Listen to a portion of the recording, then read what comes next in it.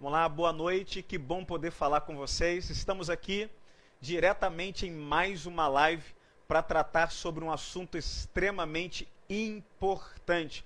Posso dizer que hoje, na atualidade, um dos assuntos mais importantes, que não só nós temos tratado, mas toda a sociedade, o Brasil e o mundo inteiro está extremamente preocupado com esse tema, que é depressão e suicídio.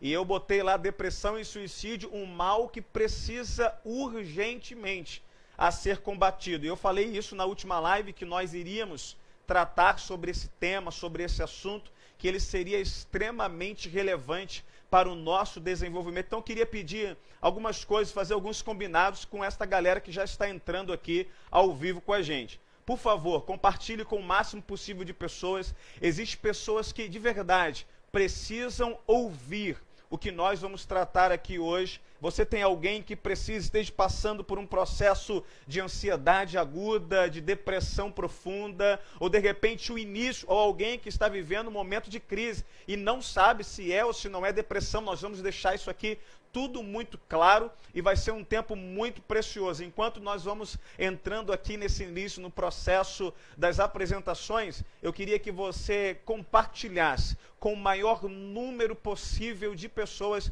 tudo aquilo que nós vamos falar e nós vamos tratar. Eu estou muito feliz. Hoje nós estamos recebendo aqui a psicóloga Beatriz. Obrigada. Beatriz, que tem sido um instrumento de Deus na vida de muitas pessoas, na área da psicologia, tem ajudado milhares de pessoas a superarem os seus traumas, a vencerem os seus desafios. E eu estou muito feliz, seja muito bem-vinda aqui, obrigado por ter aceitado o convite de estar com a gente aqui. Eu queria também aproveitar já esse momento, agradecer toda a nossa equipe que está aqui em volta. Gente, abrir uma live como essa não é tão simples, tem uma equipe que trabalhou bastante aqui antes da gente entrar ao vivo, está aqui nos arredores se preparando. Eu também queria dizer algumas coisas importantes antes da Beatriz se apresentar. Eu queria que você pudesse também fazer perguntas. Agora, é claro, nós temos já muita gente na live aqui com a gente, e se você fizer alguma pergunta que nós não conseguimos responder, nós vamos tentar tratar e falar diretamente no Message, de alguma forma nós vamos tentar ajudar você a responder. Mas, nesse momento, ao longo da live, quando nós começarmos a desenvolver o assunto, eu queria que você perguntasse, tirasse a sua dúvida, falasse um pouquinho das suas dificuldades, e se tiver alguém também ao vivo com a gente que quiser colocar algum relato aqui nos comentários, a forma como você ficou livre do processo depressivo, eu tenho certeza que vai também ser de grande valia e que vai ajudar muitas pessoas. Vamos lá então às nossas apresentações. Beatriz, povo que é todo teu, o povo está aí para assistir a gente. Eu queria que você se apresentasse, você é psicóloga, trabalha em que área? Fala um pouquinho para a gente aí, para esse pessoal que está com a gente. Então, boa noite, é um prazer estar aqui, é uma honra receber esse convite e foi um prazer também atendê-lo. Meu nome é Beatriz Alves, eu sou terapeuta cognitivo-comportamental, eu atendo no meu consultório, eu atendo na igreja, a preço popular, eu tenho um projeto na minha igreja e esse projeto tem abençoado muitas vidas e eu louvo a Deus por isso. Que bom, então assim, Beatriz tem ajudado muita gente e hoje a gente vê aqui de uma forma macro, né? Fazer um atendimento para esse público maravilhoso. Já vi aqui que tem gente entrando aqui, olha, já dizendo, olha, eu sofro de ansiedade, nós vamos tratar, o Henrique já botou aqui, Henrique Marcelo, já botou aqui, olha, eu sofro de ansiedade. Henrique, nós vamos falar também sobre esse tema, mas enquanto você compartilha, nós vamos abrir esta live de hoje com um vídeo que tem tudo a ver com o assunto que nós vamos tratar ao longo de toda essa live. O vídeo vai estar rodando aí, um videozinho rapidinho, e você, por favor, enquanto o vídeo roda, você vai compartilhando aí com o maior número de pessoas para que possam ser abençoadas e serem realmente esclarecidas diante desse assunto, que é um dos assuntos mais importantes da atualidade no Brasil e no mundo inteiro. Vamos lá, pode rodar o vídeo aí, por favor.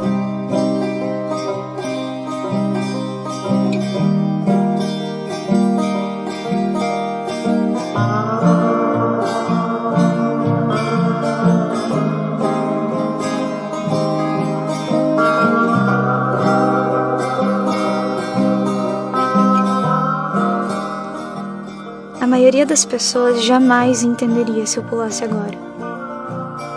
O quanto é imensa a minha vontade de desaparecer. Já não faz diferença se é dia ou noite. O peito pesa e a culpa aumenta, enquanto a cama vence a pouca força que me resta. As horas pesam junto com os meus olhos, e eu me pergunto por que estou aqui ainda.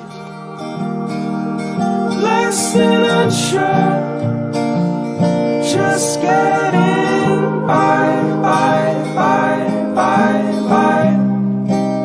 Girl, why are you waiting for love? As pequenas tarefas do dia viraram grandes batalhas.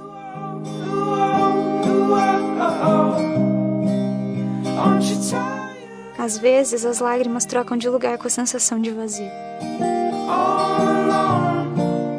Minha autoconfiança e minha autoestima se despedaçaram. Eu só conseguia perceber as sombras negativas dentro de mim.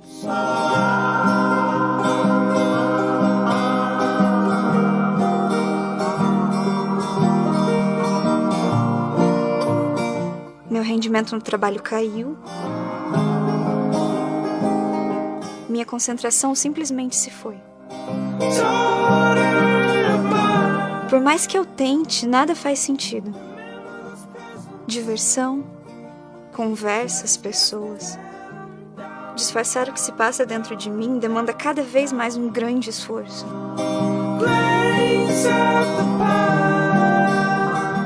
De repente, tudo ao seu redor passa rapidamente e você se encontra vivendo em câmera lenta.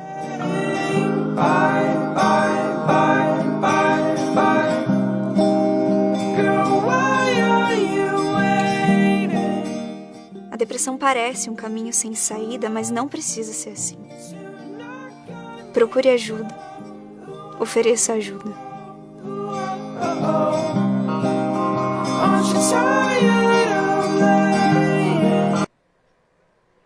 Vamos lá. Esse vídeo aí ele vai retratar exatamente o assunto que nós vamos falar hoje. Quantas pessoas neste momento, sem entender o que está acontecendo e indo ao processo do suicídio, que é o pós-depressão. Então, assim, Bia, agora, uma coisa que é uma dúvida muito grande em muitas pessoas que são leigas ainda no assunto, apesar de ser um assunto extremamente em alta na sociedade, as pessoas não sabem lidar, não sabem como funciona. Eu queria que você explicasse um pouquinho, que eu acho que é um fator que vai esclarecer muitas dúvidas. Primeiro, o processo da depressão. O que seria a depressão? E como nós podemos identificar uma depressão? Porque hoje eu também entendo que muitas pessoas têm vivido esse processo que é doloroso, a gente sabe que é complicado, mas também tem muitas pessoas que todas as pessoas estão depressivas. Eu acho que eu estou depressivo. Eu acho que aconteceu alguma coisa, eu acho que eu estou depressivo. E eu acho que é bom esclarecer para, de repente, tirar um mito da vida de muitas pessoas que estão apavoradas, que diante de todo esse cenário, qualquer sintoma que a pessoa sinta, ela já acha que está ficando depressiva. De repente, o esclarecimento que nós vamos trazer aqui hoje vai nortear a vida de muitas pessoas. Queria que falasse um pouquinho sobre os sintomas, o que de fato é a depressão, o que se apresenta na estrutura física, se a pessoa dorme, não dorme, o que acontece? Fala um pouquinho pra gente. Então, pastor, de antemão, é muito importante a gente fazer a diferenciação entre tristeza e depressão. Tristeza é um estado momentâneo, é uma emoção. Diante de um fato, diante de um acontecimento, diante de uma notícia difícil, a pessoa fica triste. Só que a tristeza, ela passa. E a tristeza, ela não mexe com a autoestima da pessoa. A depressão, não. A depressão, ela é um pouco mais prolongada. 2 semanas ou até mais que isso. A depressão, ela vai trazer falta de ânimo, falta de prazer. Ela vai tirar a vontade da pessoa de fazer coisas que ela fazia no cotidiano naturalmente.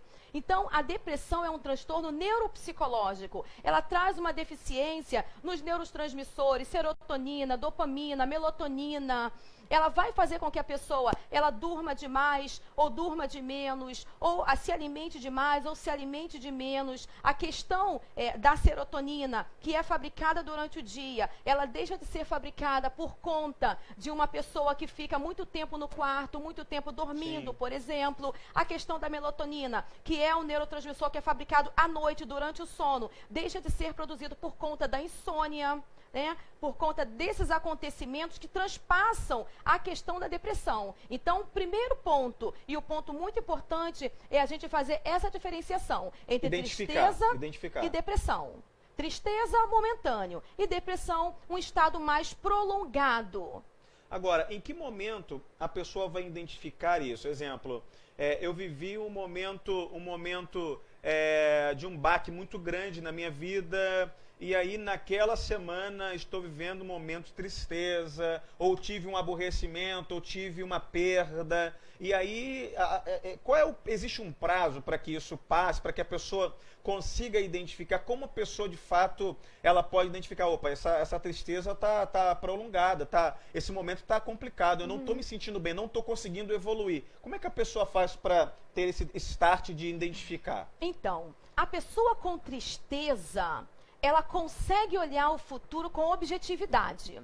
Ela consegue olhar o futuro e vislumbrar acontecimentos benéficos para a sua própria vida. Sim. A pessoa com depressão, não. A pessoa com depressão, ela vê preto e ela vê cinza. Nada tem graça. Não tem cor, nada. Não tem cor. Tudo para ela é insosso, é sem sentido. Certo. Essa é a diferenciação. Perfeito. Agora, deixa eu te fazer uma pergunta, Beatriz. Diante desse cenário, as pessoas que... O que nós podemos identificar como a prévia, o início do processo depressivo? Porque eu penso o seguinte, existem pessoas que já estão no processo depressivo avançado, existem pessoas que ainda estão na fase inicial, porque assim, o interessante é que a pessoa, não, quero ficar quieta no meu canto, eu quero ficar deitada, porque às vezes as pessoas assim, não, dormir demais é o meu jeito, eu só durmo demais, não quero ver ninguém. E às vezes eu estou vendo muita gente encarar isso como algo normal, como algo natural na sua estrutura, vivenciando já esse cenário de dormir demais, de interagir pouco com as pessoas. Porque, exemplo, eu vejo pessoas assim, é o meu jeito, esse sempre foi o meu formato de ser, eu não interajo muito. E muitas pessoas dentro desse cenário vivendo um caso de depressão já, ou na fase inicial, ou já no processo muito avançado. Perfeito. Então, a depressão, ela pode ser endógena ou exógena, ou reativa, né, no caso. Ou ela é endógena, ela tem um motivo biológico, tem um motivo genético, ou ela é exógena, reativa, ela tem um motivo no ambiente, situações que acontecem. Fatores predisponentes podem desencadear uma depressão. Sim.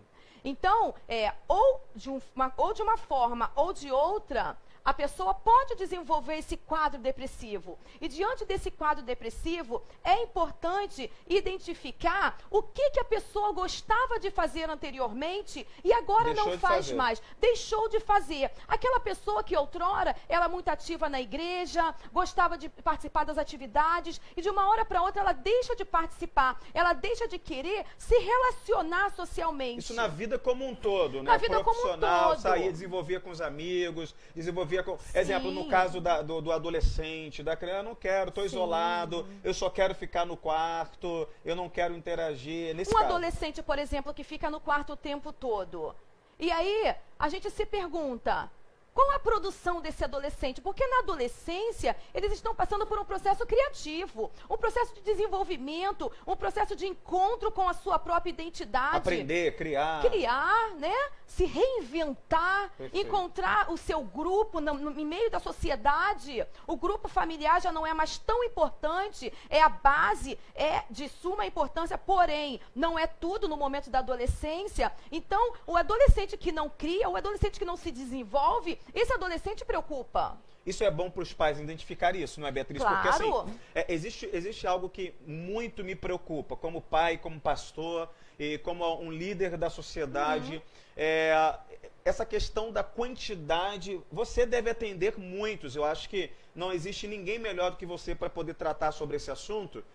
A quantidade de adolescentes, jovens que vivem no processo depressivo. Pelo menos assim, eu penso, na minha época, de criança ou de adolescência, ou a gente não enxergava, ou de fato tinha, a gente não visualizava, porque a gente interagia muito, a gente brincava. Essa fase que você falou é muito importante, de criatividade, onde tinha os carrinhos de rolimã, e bola de gude, e solta pipa, e vai para lá e vem para cá. E hoje, assim, eu vejo adolescentes, jovens extremamente isolados no seu mundo das redes sociais, da internet, do celular. E o que acontece? E a fala que eu ouço dos pais hoje é a seguinte: eu prefiro que ele fique aqui dentro de casa, no quarto, mexendo no celular, do que interage. Eu acho que assim, a gente tem que ter um equilíbrio nesse cenário, sim, porque em algum momento isso vai ser extremamente prejudicial. Sim. Ah, pelo menos ele está aqui dentro de casa, não está me dando trabalho. Será que realmente é isso? Porque hoje eu vejo muitos jovens que estão isolados, que estão se mutilando, estão se cortando. Você poderia falar um pouquinho até, um pouquinho para os pais que estão aqui. Nós temos muitos pais ao vivo aqui com a gente agora, e que eles precisam ouvir e detectar isso dentro de casa, que eu acho que está sendo algo agravante na família brasileira e na família mundial hoje. Então, tanto a criança quanto o adolescente passa por um processo evolutivo ao longo da vida. Todos nós passamos por um processo de evolução ao longo da nossa vida. E o que acontece hoje é que a mídia, a tecnologia, ela tem feito com que os nossos jovens, as nossas crianças, eles não interajam mais como nós interagimos há um tempo atrás. Essa falta de interação, essa falta de socialização tem feito com que o jovem, ele se esconda através dos aparelhos eletrônicos. Sim, sim.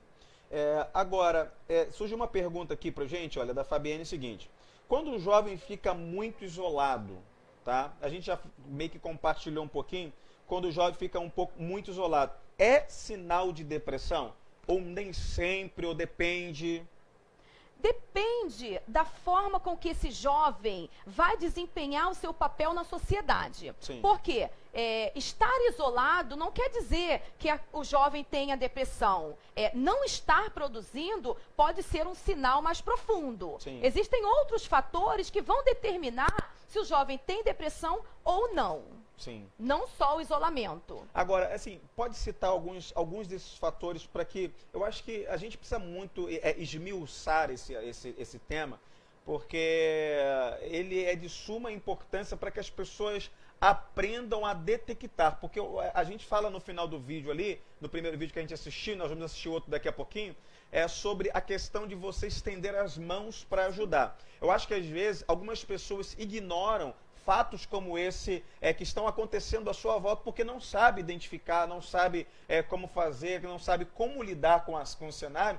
E eu tenho visto uma coisa que é muito preocupante, Beatriz. Muitas pessoas dizendo, olha, e muitos pais dizendo, para de frescura, você está de bobeira, para de palhaçada, você não tem nada, tu está se mostrando, tu está querendo aparecer. Eu acho que isso, para mim, é o estopim da preocupação diante do cenário que nós estamos vendo na nossa sociedade hoje. Pode falar um pouquinho sobre essa questão desses sintomas propriamente ditos, para que as pessoas aprendam a identificar. E uma palhinha para os pais que realmente não sabem identificar e, de repente, em algum momento fica achando, o filho está de bobeira, o filho está de palhaçada. Como é que a gente lida com isso? Então, a questão, ela está muito voltada para o eu não quero fazer e eu não consigo fazer.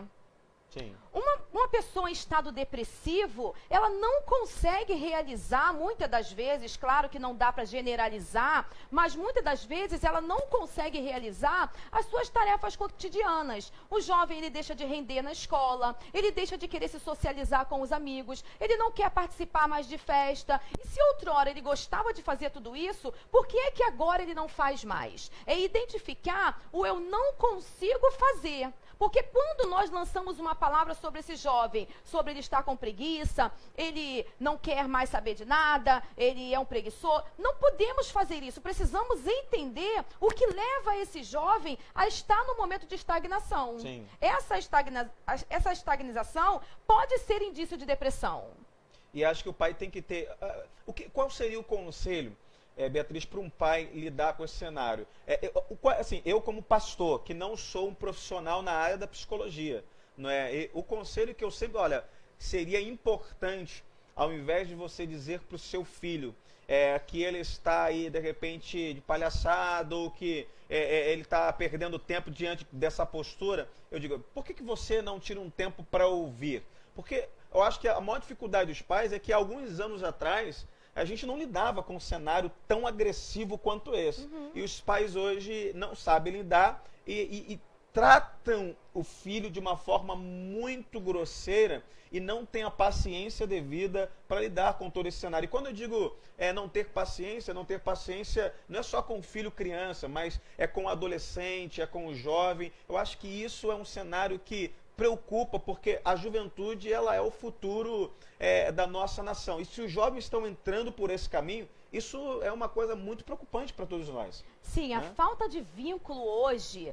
tem afetado em muitas nossas famílias, tem afetado em muito a nossa sociedade. E quando existe um vínculo, quando existe um contato maior entre esse pai e esse filho, um conhecimento, né, das demandas desse adolescente, dessa pessoa que está se isolando, que está se enclausurando, é necessário identificar e buscar ajuda. Porque nem sempre nós, leigos, as pessoas, os leigos, os pais, né, a sociedade em geral, vai conseguir identificar a depressão de forma clara, de forma específica. Perfeito. E aí vai ter essa questão que eu estou falando. Será que não quer? Será que não consegue? O que é que está acontecendo? Será que está havendo um conflito dentro da minha casa? E esse conflito está gerando esse mal-estar? Tocou num assunto muito importante, que eu já ia abordá-lo já. No meu modo de ver, não sei na sua vida profissional como psicólogo, essa estrutura familiar é um dos maiores gatilhos para o processo de depressão, porque assim, a gente vê eu quero entrar um pouquinho sobre a questão dessa depressão na escola, tal. Daqui a pouquinho nós vamos falar sobre isso, os jovens que estão nesse processo agressivo dentro da escola e que se desabafam com os amigos, mas o que eu vejo, na grande maioria das vezes, vai culminar dentro de casa, num relacionamento ruim do pai com a mãe, na falta de atenção, na falta de abraçar, na falta de estar junto, na falta de compartilhar carinho. O pai que tem uma filha moça, dizer para ela que ela é linda, que ela é importante. O pai olhar para o filho com preocupação, dar atenção devida. Porque o que eu vejo como pastor, a atenção que o filho não encontra dentro de casa, ele está indo buscar fora. E quando não encontra fora, ele está se afundando nas redes, na internet. E aí entra num mundo totalmente complicado. E eu queria que falasse um pouquinho sobre isso. Será que a falta de desenvolvimento familiar, a falta de conhecimento do assunto, isso pode ser, na minha pergunta de leigo, um dos maiores problemas aí desse processo depressivo? Então, como eu falei inicialmente, a depressão ela pode ser endógena ou ela pode ser reativa. Então, diversos são os fatores que podem fazer com que a depressão venha a se desencadear. Então, não tem como a gente dizer que o ambiente contribuiu, ou não tem como a gente dizer que a genética ou a biologia contribuiu. Sim. Então, são diversos fatores que vão culminar nesse transtorno mental. É um transtorno mental, traz uma deficiência, traz um dano neurológico, Sim. uma falta de neurotransmissores, uma questão que precisa, muitas das vezes, de uma intervenção medicamentosa. Nem sempre somente a psicoterapia vai ajudar, nem sempre somente a questão do medicamento vai ajudar. Nós vamos precisar trabalhar em conjunto.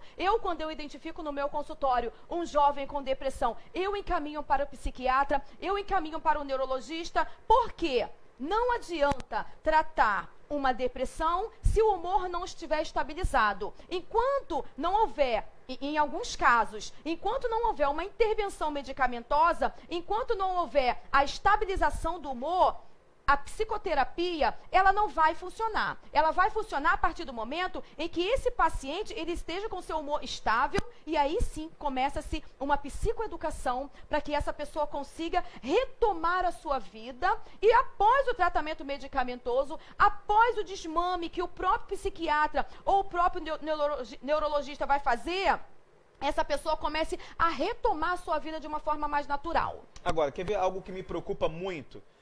Eu vejo que muitas pessoas ainda têm uma resistência gigantesca. Muito. E você fala assim, vai ao psicólogo. Não, eu não estou doente. Você vai precisar ir ao psiquiatra. Você vai precisar medicar. Não, eu não sou maluco. Eu não quero. Isso não é para mim. Eu não vou fazer.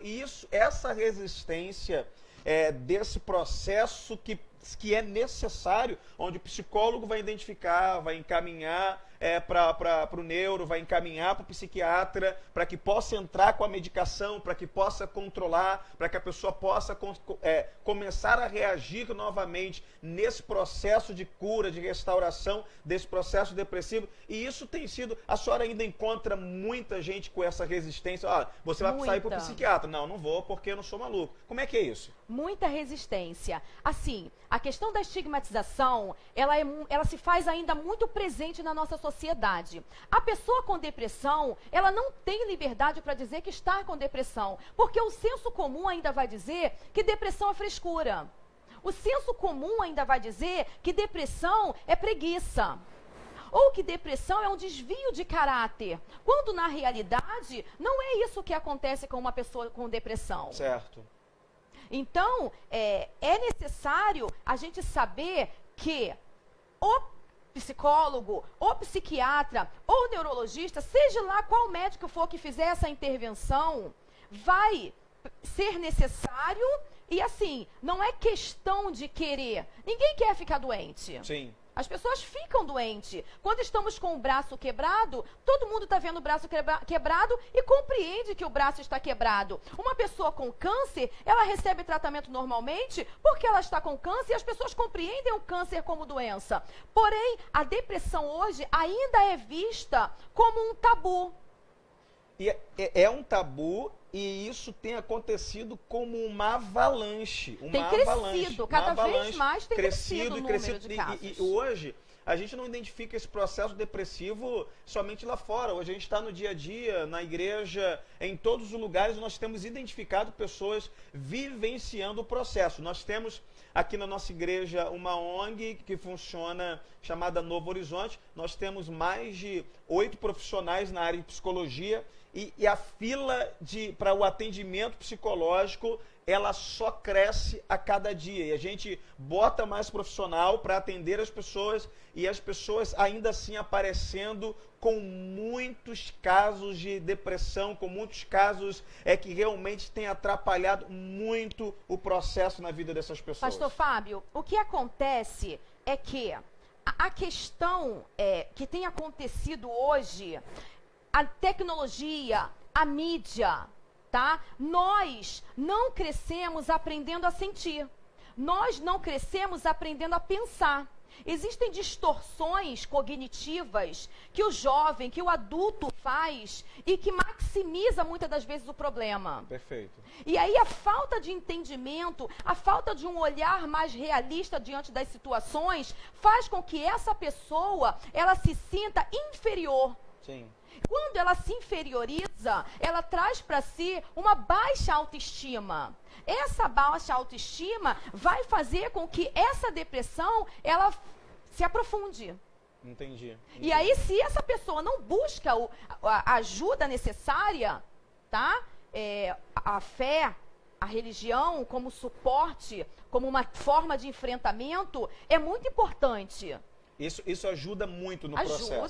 Ajuda muito. No processo. Claro que nem sempre vai ser somente isso. O motivo principal, enfim, como a senhora já falou, que em alguns momentos vai ter que entrar medicando, ajudando, e isso faz uma diferença absurda. Agora, existe algo que, assim, isso muito me intriga dentro do processo. Eu queria que a senhora falasse um pouquinho sobre os males dentro do processo depressivo das redes sociais, porque quando eu digo que na minha época nós não tínhamos casos tão agressivos de depressão, ou que seja, enfim, a gente tinha muito mais interação, a gente ocupava mais a nossa mente, a gente desenvolvia mais. Hoje, se a senhora entrar no ambiente como um metrô, ônibus, trem, praticamente 90% das pessoas vão estar com a sua cabeça voltada lá para o celular, olhando para as redes. Então, assim, essa falta de interatividade, essa falta de humanidade, de abraçar, essa falta de contato físico, essa falta de expressar o sentimento, isso realmente está... Porque, assim, tem muita gente que está ouvindo a gente que pode não acreditar. Não, eu não acredito, eu acho que isso não tem nada a ver. A senhora atende isso na prática no seu consultório. Eu queria que a senhora falasse um pouquinho se isso tem ou não uma influência muito grande dentro do processo de ativar o gatilho da depressão. Então, todos nós sabemos que zona de conforto é um lugar onde ninguém cresce. Então, hoje, a mídia social, a mídia, os veículos sociais, né, os computadores e coisa e tal, eles têm trago para os nossos jovens uma zona de conforto. Se relacionar não é algo fácil. Muitas das vezes se relacionar vai trazer sofrimento, vai trazer algum dano emocional para essa pessoa. E diante disso, muitas das vezes os nossos jovens ou até mesmo os nossos adultos, eles preferem não se relacionar para não se ferir. E o porquê disso? Estamos vivendo uma geração onde os pais têm procurado proteger os seus filhos dos males existentes. Mas muitos males serão precisos para que esse jovem, para que esse adulto possa amadurecer. Faz parte do processo. Faz parte do processo. Envelhecer, todos nós vamos envelhecer. Mas amadurecer vai depender das nossas experiências. Então, nós não podemos impedir que os nossos filhos, que os nossos adolescentes, que os nossos jovens, que os nossos adultos vivenciem as suas próprias experiências. Eu tenho chamado isso dos processos da vida, que fazem parte do nosso desenvolvimento. E isso que a senhora falou é algo fantástico, porque a quantidade de pais que hoje...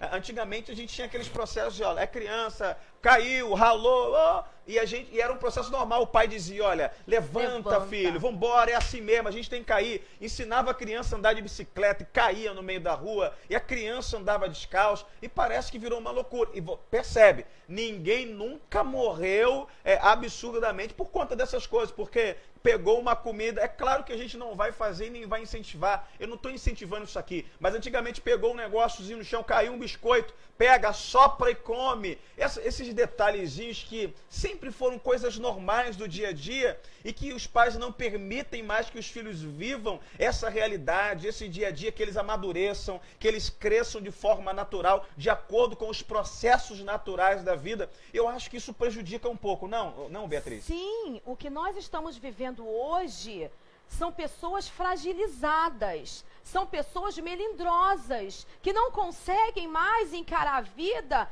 de uma forma real. Estão criando um ideal de vida e no momento em que a dificuldade se apresenta, não está sabendo lidar com isso. Perfeito. Agora, deixa eu te fazer chegou uma pergunta pra gente aqui agora. Acho que as pessoas querem saber como ajudar um pouco as pessoas diante desse cenário. O Matheus, ele pergunta o seguinte: além da ajuda profissional, o que eu posso fazer como amigo, líder, parente, para ajudar uma pessoa que ele vai identificar que esteja vivendo esse processo inicial ou profundo de depressão? Acolhimento. Acolhimento e empatia, se colocar no lugar do outro. E assim, é uma escuta, mas uma escuta sem julgamento. Não adianta eu falar para essa pessoa, seja forte. Uma pessoa que se encontra com depressão, ela já é muito forte. Ela já passou por muita coisa até o desencadear desse transtorno mental. Até esse momento, essa pessoa já suportou muita coisa. Então, não adianta dizer, seja forte. Ou não adianta dizer, você vai sair dessa situação. Fato é que essa pessoa precisa de uma escuta e uma escuta sem julgamento. Essa pessoa precisa de um abraço, ela precisa de um apoio, e um apoio sincero, um apoio franco. Maravilha. Tá vendo aí, você que está aí de repente vivendo um processo de depressão, acho que Beatriz falou algo muito importante para nós. Você já tem sido uma pessoa extremamente forte. É importante que você entenda isso. De repente você, diante do cenário da depressão, se encontra debilitado, sem força, porque a segunda parte da nossa live, daqui a pouquinho nós já vamos entrar no assunto suicídio, e eu quero que você entenda isso. É isso que nós viemos afirmar, trazendo uma profissional da área para dizer que você é forte e que há caminhos de saída para que você supere esse fato. Eu tenho um relato aqui que chegou pra gente, eu queria compartilhar aqui ao vivo na live, da Rosângela Gomes. Ela vai dizer o seguinte: Beatriz, tive depressão logo após que tive câncer de mama. Não sinto alegria para nada, não tenho vontade de nada, só acordo para viver aquele dia. Mas não vejo alegria em nada para fazer nada. Minha vida social acabou desde 2011. Veja que relato assim, realmente preocupante, triste para a gente. Os médicos só nos dão remédio para controlar nossa ansiedade, para dormir, mas não adianta, não muda nosso interior de tristeza e melancolia. Só quem passa é que sabe, mas triste estou porque o INCA da Cruz Vermelha, e ela vai relatar que no dia 25/9/2019, já me tirou da fila de cirurgia plástica em função de outras patologias que estou investigando. O que devo fazer agora? Depois de resolver as outras patologias, será que não poderei mesmo assim fazer essa reconstrução mamária? Isso me causa muita tristeza, me sentir com deformidade quando me olho no espelho. Alguma ajuda sobre isso? Me trato com psiquiatra, me trato com psicólogo, e ela quer saber o que a senhora pode falar para ela sobre esse assunto. Então, Rosângela, a sua situação realmente é muito difícil.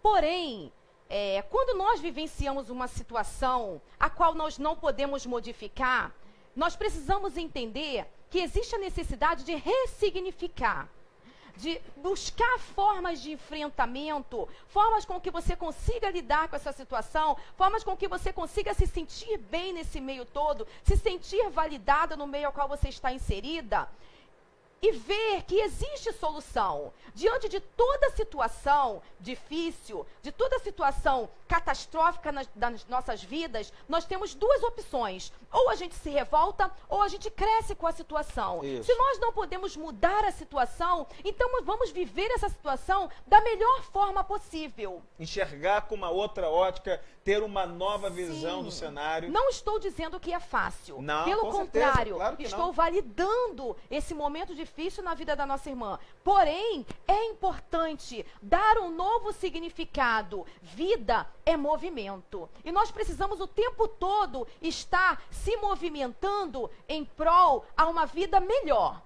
Sair um pouco desse cenário, mudar um pouco a rotina, para que consiga avançar. Agora, você deu aí o seu parecer profissional na área da psicologia. Rosângela, eu quero liberar uma palavra sobre a sua vida como um pastor que sou. Eu tenho tentado ajudar muitas pessoas e eu não sei qual é o seu nível religioso, se você é uma cristã, se você é uma católica, não importa. Eu não estou aqui julgando nem levantando em pauta a questão religiosa de ninguém. Mas eu tenho ensinado muitas pessoas a buscarem em Deus uma saída para uma vida nova, a buscarem através de uma vida de oração, uma vida de consagração. Eu falo, Deus, eu preciso vivenciar o milagre. Se alguém me perguntasse, o senhor indica o profissional da psicologia? É claro, eu indico um psiquiatra, eu indico um neuro, eu indico todos esses profissionais, mas também paralelo a esse processo, eu quero afirmar que Deus ele tem a capacidade de transformar todo este seu cenário e trazer uma nova realidade de vida. E eu quero liberar também uma palavra quando você fala sobre a questão da cirurgia. É possível sim que você consiga desenvolver, e isso vai ser o motivo das nossas orações. E a gente vai precisar, se tem alguém aqui que está na live com a gente, que consegue um caminho para que a Rosângela possa conseguir essa reconstrução mamária, você pode botar aqui que nós vamos também estar buscando orientar a Rosângela para que ela viva dias melhores. Eu tenho certeza, Rosângela, existem dias melhores para você e é possível viver isso. Eu queria falar sobre e além isso. disso, a fé é um suporte, é uma forma de enfrentamento poderosíssima. Maravilha. Para toda e qualquer situação, tá? Maravilha. Seja da forma que for, a fé, ela vai auxiliar no processo de cura, no processo de resolução de problema, no processo de enfrentamento. A fé, ela vai estar sempre dando um suporte a mais para essa pessoa que muitas das vezes se encontra desesperançosa, uma pessoa que se encontra já sem expectativa de futuro. E deixa eu te falar, isso não é só para dentro da nossa realidade. Você vê atletas hoje. Eu vi uma reportagem sobre Michael Phelps, um dos maiores nadadores do mundo, onde ele vai dizer que dentro do seu processo depressivo, ele tratou, mas buscou em Deus e através da fé trazer a solução e a recuperação do seu problema. E eu acho que isso é fantástico. Isso vai ajudar de forma muito incisiva dentro da recuperação. E assim, é bom a gente sempre lembrar que fé é o firme fundamento das coisas que nós não vemos. É a certeza do que nós esperamos. Jeremias 29:11 vai dizer que pensamento que tenho sobre vós, diz o Senhor, pensamento de paz e não de mal, para vos dar o fim que esperais, Maravilha. ou o fim que desejais, ou o fim que pensais. Qual tem sido o seu pensamento diante da sua situação? Qual tem sido a sua interpretação diante da sua situação? Porque isso vai definir muito os acontecimentos daqui para frente. Agora, eu recebi um relato do meu irmão, ele botou aí já na live que está passando por terapia, está tratando, e ele hoje, no momento que nós estivemos juntos, ele me mostrou vários textos bíblicos que ele lê ao longo do dia, texto de afirmação, que estão ajudando o seu desenvolvimento dentro desse processo de recuperação. Fabiano hoje ele trata com psicólogo, trata com psiquiatra, toma medicamentos, mas usa também a fé, usa textos bíblicos de afirmação para superar também esse momento que ele está vivendo na sua vida pessoal. Isso eu acho maravilhoso e é fantástico. Eu queria deixar isso bem ressaltado para todo mundo aí que está ouvindo a live de hoje. E assim, algo também bem importante da gente falar é que passado e futuro precisam estar isolados do nosso presente. O passado, muitas das vezes, ele traz remorso. O futuro, muitas das vezes, ele traz preocupação. E isso vai interferir no presente. Se nós não vivermos no presente, se nós não construirmos no presente, como é que vamos viver um futuro melhor? Verdade. Precisamos entender que é no presente que nós vamos viver os momentos. A própria palavra de Deus diz, né? Sim. Viva cada dia o seu mal. Não crie muita expectativa. Porque se criar expectativa, a questão da frustração pode vir e pode acarretar um dano às nossas vivências. Perfeito. Agora, Beatriz, eu queria entrar num tópico agora. Tem muita gente assistindo a gente hoje. Obrigado a todos vocês que estão aqui participando dessa live incrível. Eu me sinto um pouco emocionado. Eu tenho certeza que o meu desejo, eu entendo o meu propósito de vida e eu sei que eu nasci para ajudar as pessoas. Esse é o meu propósito. Eu também. E através, que bom, né? E esta live de hoje eu tenho certeza, isso me deixa muito feliz, que nós estamos esclarecendo e ajudando muitas pessoas. Agora, um dos fatores que muito me preocupa é o alto índice de suicídio, que parece que virou uma avalanche, né? E as pessoas, parece que algumas pessoas negligenciam a seriedade. Isso tanto me preocupa, porque você vê hoje, nós não estamos aqui vendendo uma imagem, porque hoje nós vemos pastores se suicidando, nós vemos pessoas que conhecem Jesus se suicidando, nós vemos pessoas de todo o cenário. Domingo eu estava palestrando sobre esse tema, eu estava vendo uma reportagem que hoje na polícia militar morrem muito mais pessoas de suicídio do que no próprio combate. Isso é muito preocupante. Agora eu queria que você falasse um pouquinho pra gente, Beatriz, o que tem levado as pessoas, e qual é o nível de estopim máximo que leva a pessoa realmente a desacreditar totalmente e ter a coragem, porque eu acho que a pessoa, para cometer o suicídio, ela precisa ter uma coragem que é subhumana, de tirar sua própria vida, onde a Bíblia diz que só Deus tem o poder de fazer isso.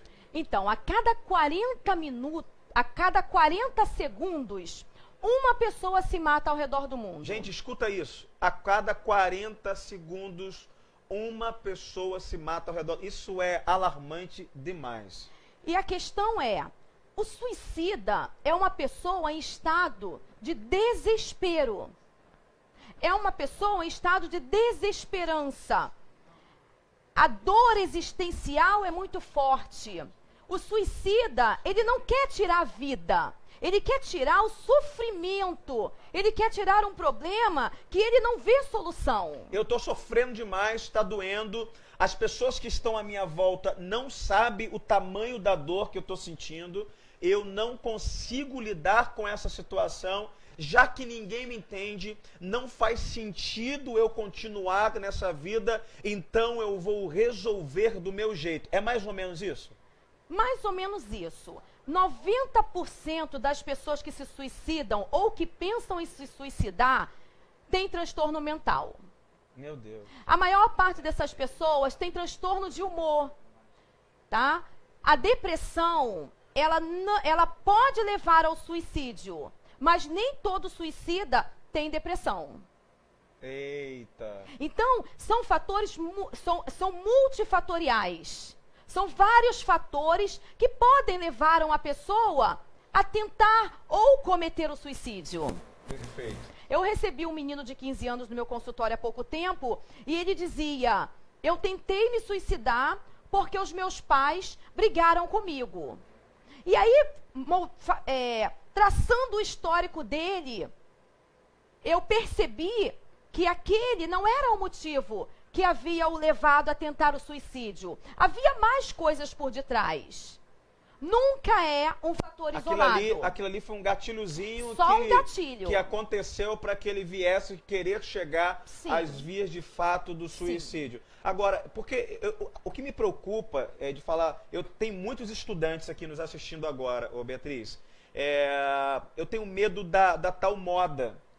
As pessoas estão fazendo isso com tanta intensidade que parece que qualquer problema, ou eu não estou, volto a dizer, não estou negligenciando a dor, o tamanho do problema, mas parece que os problemas, eles só nos remetem ao suicídio, porque é a forma mais clara e mais rápida de resolver. Eu queria que você falasse um pouco, porque a quantidade de... As pessoas, deixa eu dizer, que eu acho um crime absurdo. Eu quero deixar também aqui o meu protesto. As redes sociais, se você for aí na internet e procurar como é que você faz para criar um laço para suicídio, métodos de suicídio, as pessoas encontram nas redes sociais.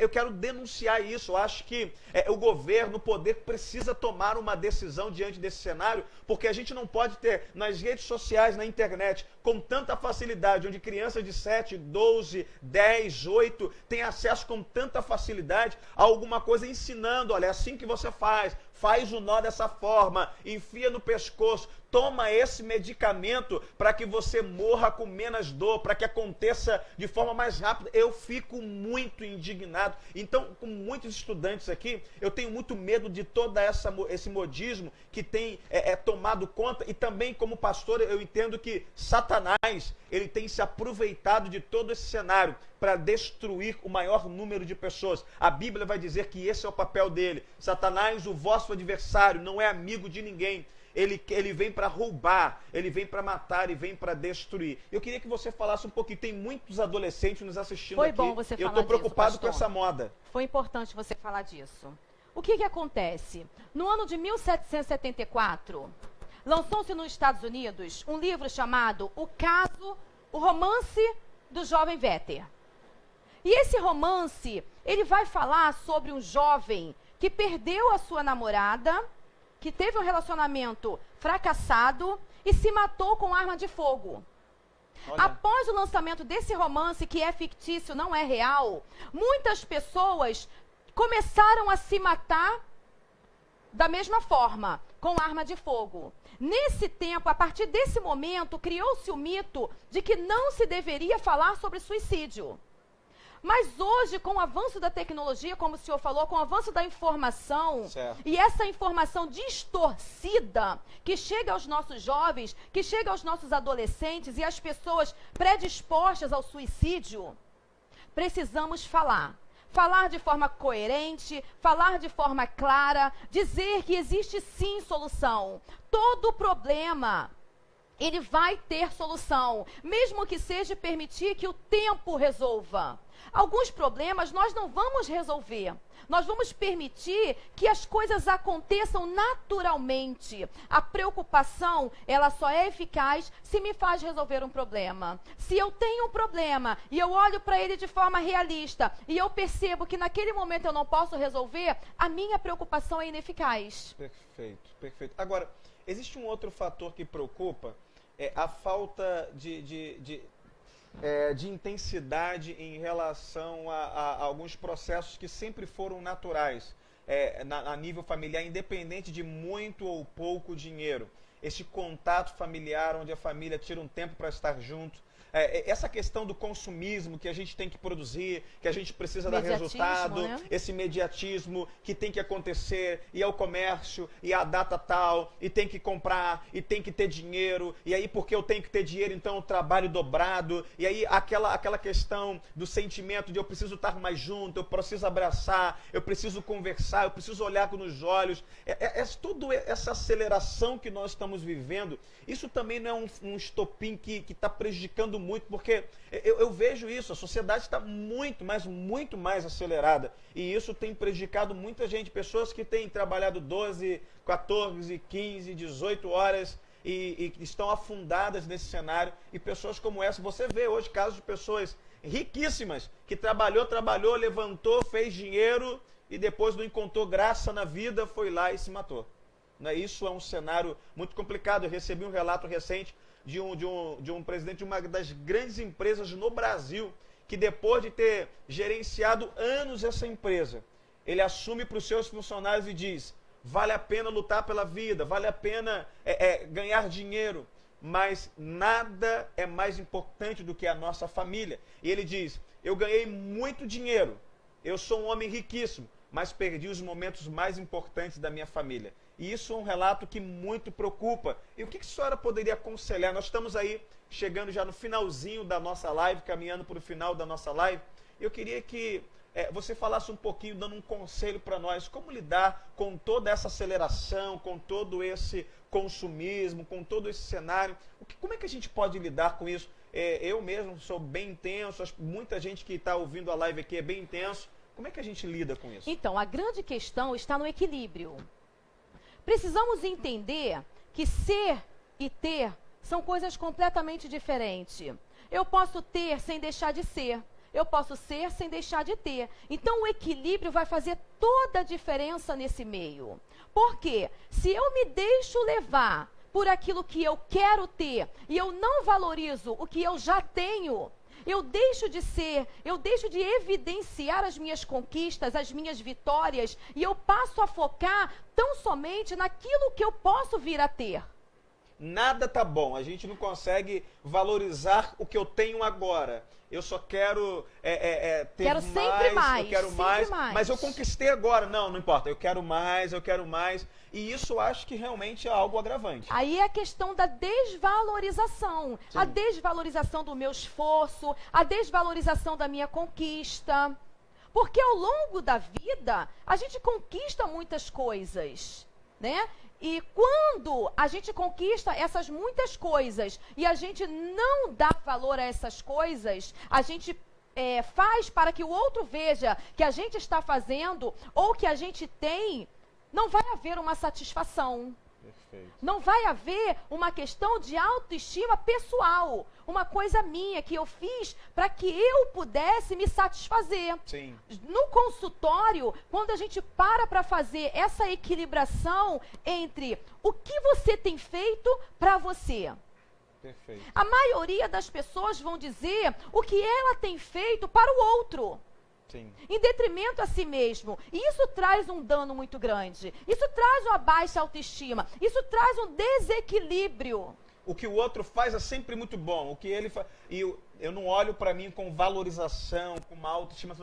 Eu estou satisfeito, eu estou feliz, eu estou realizado com o que eu até quero mais, mas o que eu já conquistei até aqui, isso me faz ser uma pessoa feliz. Está faltando isso, não está, Beatriz? Estabilidade emocional é entender a mim mesmo para chegar ao outro com um olhar sem julgamento. Para chegar para o outro e saber que o outro, ele é tão deficiente quanto eu. É saber que o outro tem potencialidades, tem pontos fortes e pontos fracos como eu.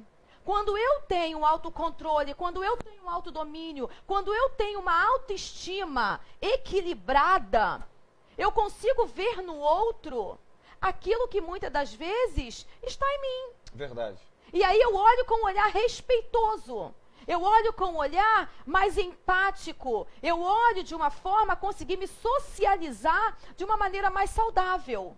Eu não fico na competição de querer ser melhor que o outro. Isso é um problema gravíssimo. Muito. Todos nós somos únicos. Cada um de nós temos um DNA. Maravilha. E muito todos bom. nós somos diferentes. Qual o problema disso? Eu tenho a minha potencialidade, eu me desenvolvo na minha área. O senhor tem a sua potencialidade, o senhor vai se desenvolver na sua área. Nós não estamos competindo, pelo contrário, nós estamos evoluindo em busca de uma comunidade mais saudável. E nós temos que respeitar isso em nós mesmos. Existem pessoas querendo ser e chegar a lugares que não é para ela, não é aquilo. É porque fulano chegou, Beltrano chegou, eu quero também. E na verdade o processo não tem nada a ver. Eu acho que o caminho é outro, a estrutura é outra. E isso acaba prejudicando bastante o processo. Eu acho que tocou num assunto que é extremamente importante. A Beatriz falou, você é único. Você é você mesmo. Você não precisa querer ser igual a ninguém, você tem o seu próprio DNA, você é exclusivo e isso para mim é fantástico. E eu posso afirmar que na minha adolescência, quando eu descobri isso, eu não criei mais tabu com nada na minha vida. Eu aprendi a lidar com as minhas debilidades. Quantas pessoas entrando num processo depressivo grave, porque não se aceitam da forma que são, não aceitam o corpo, não aceitam um sinal, não aceitam o nariz, não aceitam o olho, não aceitam o cabelo. Então eu tenho que me transformar para ser igual, para ser melhor, para estar dentro do contexto onde, na verdade, nós simplesmente temos que ser nós mesmos. Isso é fenomenal. Fantástico. Isso é fenomenal. De suma importância, porque se eu não faço para mim mesmo, se eu faço para agradar o outro, a tendência de eu me frustrar é muito grande, porque não existe essa possibilidade. Muitas das vezes nós fazemos uma distorção cognitiva que se chama leitura mental. Eu querer saber o que é que eu posso fazer para te agradar, o que é que você está pensando a meu respeito. Isso não existe possibilidade, não tem como eu saber. Então, sendo eu, te agradando ou não te agradando, eu não deixo de ser eu. Freud vai dizer que o que Paulo fala sobre João diz respeito a Paulo e não a João, ou vice-versa. Perfeito, perfeito. Eu não tenho que me importar com o que o outro está falando. Eu tenho que me importar com a minha essência, com quem eu sou. Maravilhoso. Beatriz, chegou uma pergunta aqui agora.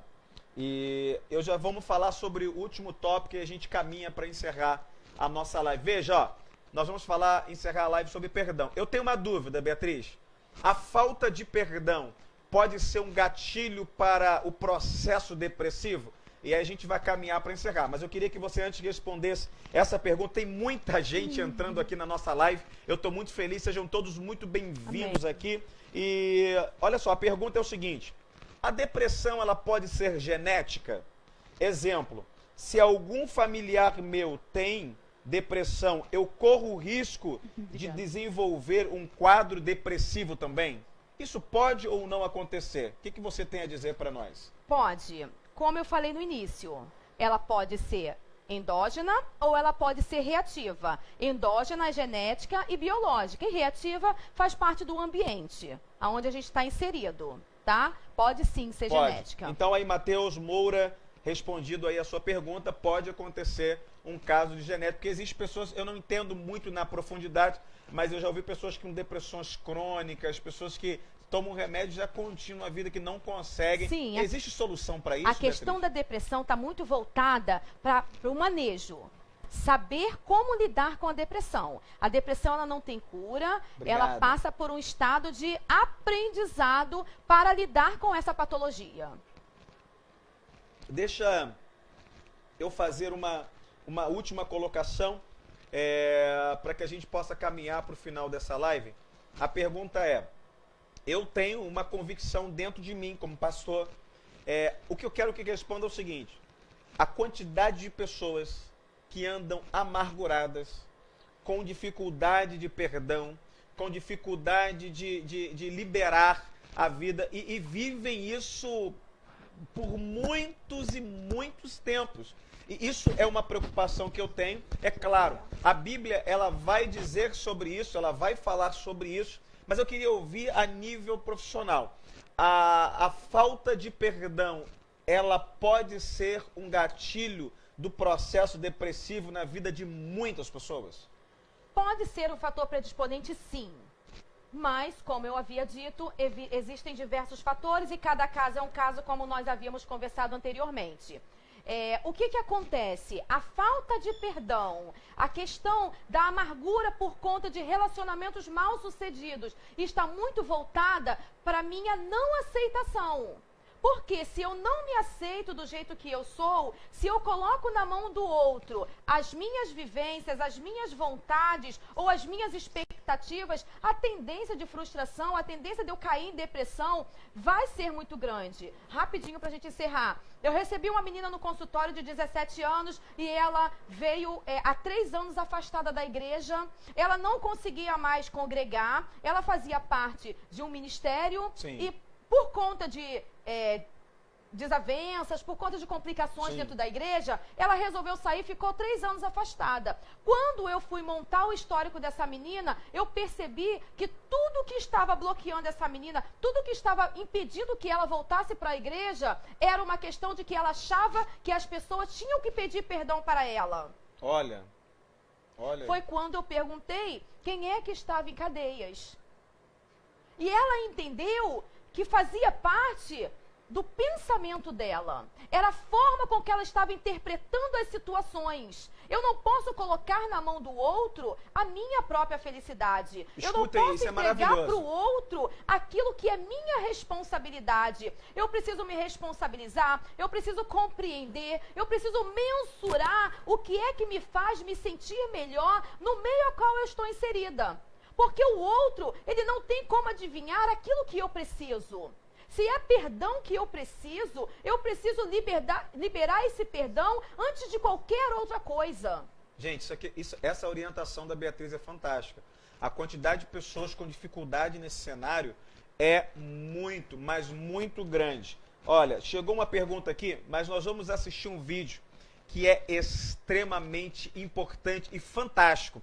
Nós já vamos voltar para responder essa última pergunta e encerrar a live. Deixa eu falar, assista esse vídeo, ele vai mexer com você, assim como mexeu comigo, assim como mexeu com Beatriz. Eu já queria dizer aí pro Edinaí Rodrigues, nós vamos responder a sua pergunta e nós já vamos aí caminhar para o final da live. Vamos lá, pessoal, esse vídeo vai mexer com você, possa ser que ele seja a resposta de muitos dos seus problemas. Vamos assistir. Uma hora ele é alfa, outra hora ele é ômega, ele é o fim, ele não vai mudar nunca, ele é o que ele quiser. E quando Deus falar que vai levar você, ele não é assassino, porque ele é o dono da vida. Assassino é quem não cria uma pessoa e tenta tirar ela daqui. Então quando você falar Deus tirou, Deus matou, Deus não mata ninguém, ele é o dono. Ninguém vai julgar Deus em tribunal nenhum, então não existe assassinato para Deus, só para vocês saberem, tá? Você dá conta dele. Alguns de vocês são revoltados com ele, porque tirou seu pai, tirou não sei quem, tem nada a ver. Você não sacou nada da vida ainda. Você é egoísta demais e está sentindo falta demais de uma pessoa que não é da sua conta. Estão pegando ou não? Pode falar, garotos. Carregue isso para fora. Quando você ficar 6 meses sem falar com seu irmão, 1 mês depois, quando você volta a falar com ele, ele vai embora, sem você pedir desculpa. Pede perdão agora. Já cansei de pedir. Como? Já cansei de pedir. Você acredita que ele era só aquele corpo ou que ele é uma alma e um espírito? Que ele é alma e espírito. Então levanta. Seu irmão só está dormindo. Abre os braços, levanta os braços. Respira fundo, fecha os olhos. Fecha. Respira bem fundo. Qual que é a diferença de idade? Vocês dois? Diferença de idade? 3 anos. 3 anos. Vocês brincaram doidado, não foi? Volta quando vocês eram pequenos e vocês curtiam a vida doidada, dando porrada no outro, brincando, curtindo. Lembra dessa imagem? Respira fundo. Respira. E ele tá vindo na sua direção. Quando ele te agarrar, você vai dar o maior berro que você já deu na sua vida, tá? Vai virar o rosto pra cá. 1, 2, 3. Seu irmão te pegou agora.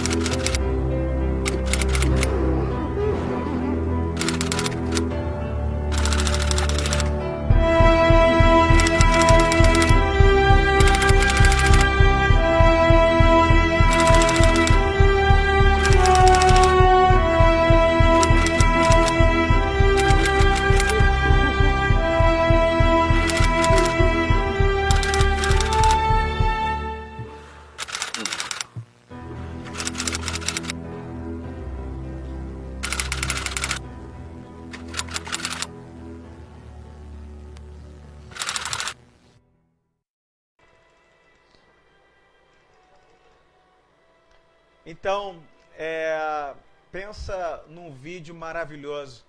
E nós estamos caminhando para o final da live com esse vídeo extremamente incrível. E nós vamos fazer já as considerações finais para nós encerrarmos. Beatriz vai responder a pergunta aí do Edinair. Qual o papel do neurologista no tratamento da depressão? E logo depois a gente faz as considerações finais. Tem muita gente pedindo para falar sobre vários outros temas. A gente vai voltar aí no Repeteco, assim como nós precisamos voltar com o terapeuta familiar Luiz Miranda, nós vamos voltar com Beatriz e hoje a gente vai caminhar para encerrar nesse tema. Vamos lá, Beatriz vai responder e a gente parte para as considerações. Então, o papel do neurologista na depressão, ele está muito voltado para a intervenção medicamentosa. O neurologista ele vai identificar os fatores que levam à depressão, ele vai perceber que o paciente precisa dessa intervenção e ele vai dar um medicamento, antidepressivo, ansiolítico, seja lá o que for, o neurologista ele vai prescrever o medicamento. Após essa prescrição, aí o paciente volta para a terapia e a gente faz a psicoeducação conforme manda ali o nosso script. Beleza, espero, Edinaí, ter respondido a sua pergunta. Tem muita gente pedindo para a gente falar sobre mutilação, ansiedade. A gente estava conversando aqui enquanto o vídeo estava rodando. A Beatriz está falando que isso é um tema específico e nós vamos voltar para falar sobre isso, ok? Tudo que a gente fala aqui, nós vamos cumprir. A nossa equipe está anotando isso aqui, eles vão registrar. Nós vamos voltar para falar sobre mutilação e sobre ansiedade, que também é um dos principais gatilhos aí para o suicídio. Nós vamos voltar a falar numa outra live sobre esse assunto. Eu queria também agradecer muito a Beatriz. Obrigado pelo carinho. Bom. Depois de um dia inteiro de atendimento, pôde estar com a gente aqui. Agradecer a nossa equipe, o esposo da Beatriz está aqui com a gente também. Veio participar com a gente. Eu queria muito agradecer vocês que vieram fazer parte dessa live. Foi uma noite memorável, incrível. Eu tenho certeza que já milhares de pessoas estão sendo alcançadas através do efeito de tudo aquilo que nós construímos aqui hoje. Eu espero de verdade ter podido ajudar. Agora, Beatriz, eu tenho certeza que tem pessoas ali agora que falam assim, olha, eu queria ajuda, eu preciso de alguém que me oriente, eu preciso de um psicólogo. E eu posso recomendar, a Beatriz é a psicóloga da minha esposa e tem ajudado de forma incrível a minha esposa. Eu queria que você falasse um pouquinho sobre o local que você atende e que você pudesse também deixar o seu telefone para que se alguém quisesse falar com você após essa live, mandar uma mensagem, ligar, falar, eu quero um atendimento, eu estou num processo depressivo, eu queria ajuda, mas fale por 2 vezes para que a pessoa pegue aí e consiga anotar o telefone para entrar em contato com você. Obrigada. Vamos lá. Eu quero agradecer a toda a equipe, quero agradecer ao pastor Fábio. Foi um uma privilégio. honra estar aqui nessa noite. E para mim é um prazer poder contribuir para uma sociedade mais saudável, uma sociedade que consiga viver de uma maneira mais razoável num momento tão difícil que nós temos vivido, de muita individualidade, de muita particularidade. Bom, eu atendo no edifício Rossi, na sala 115. O meu telefone é 987330617. De novo. 987330617. Precisando de atendimento, achando que é conveniente, que está no momento, eu costumo dizer que todo paciente, para chegar no consultório, ele passa por um processo de muita dificuldade, resistência para chegar. Não é fácil chegar ao consultório psicológico, mas depois que vocês chegam, vocês percebem que era importante. A mudança é incrível. Total. Eu tenho visto isso de forma muito especial na vida da minha esposa. Minha esposa hoje, tranquilo, a gente lida debaixo de muitas pressões. Hoje ela lida com tanta tranquilidade, com muito. segurança. Eu tô muito feliz. Então, assim, olha, você tem aí a oportunidade de entrar em contato com a Beatriz, fazer esse contato. E a nossa equipe hoje, Beatriz, de uma forma muito especial, trouxe um presente para você. Obrigada. Para ajudar. A Esté está trazendo aqui. Obrigada, Espero Esté. que você goste. Obrigada, pastor. Se você não gostar, eu tenho certeza que seu marido vai gostar. Agora, eu queria que você falasse também aonde é o local que você faz o atendimento, né? Então, o Lá no edifício edifício. Rossi fica em Nova Iguaçu, na calçada da Polícia Federal, ao lado do estacionamento da Igreja Paz e Vida. Mas entrando em contato comigo, pode ser no WhatsApp 987330617. Eu passo todas as informações e eu vou atender, assim, a nível do possível, todos quantos eu puder. Maravilha, maravilha. Eu quero passar aqui também para agradecer, eu sou Fábio Nascimento. Nós temos construído aqui um tempo incrível através das nossas redes, através de vídeos de orientações, vídeos de instruções, vídeos da minha vida diária, da prática de exercícios físicos, palavras de liderança, palavras de motivação diária para você. Eu espero de verdade que essa live tenha sido um divisor de água, que tenha ajudado. E assim que encerrar, você também pode continuar compartilhando. Tem muita gente precisando ouvir isso. A nossa equipe vai preparar essa live, nós vamos jogar no YouTube para que outras pessoas de forma macro consigam ser atingidas. Se você quiser me acompanhar, Fábio Nascimento, você já está aí no nosso Facebook, você pode ir lá no nosso Instagram, no nosso YouTube, Fábio Nascimento, tem vários vídeos lá de direcionamentos, de orientação, onde você também pode estar participando e vendo o que nós temos construído para ajudar a vida de muitas pessoas. Bia, mais uma vez, muito obrigado. Queria agradecer a todos vocês que aguentaram a gente aqui por mais de uma hora, instruindo, orientando você. Eu encerro sempre com uma frase incrível, que é a frase que tem marcado a vida de muitas pessoas. Não se esqueça nunca, você nasceu para dar certo. Gente, Deus abençoe vocês. Até a próxima. Foi um prazer estar com vocês. Deus abençoe. Foi um privilégio. Parabéns.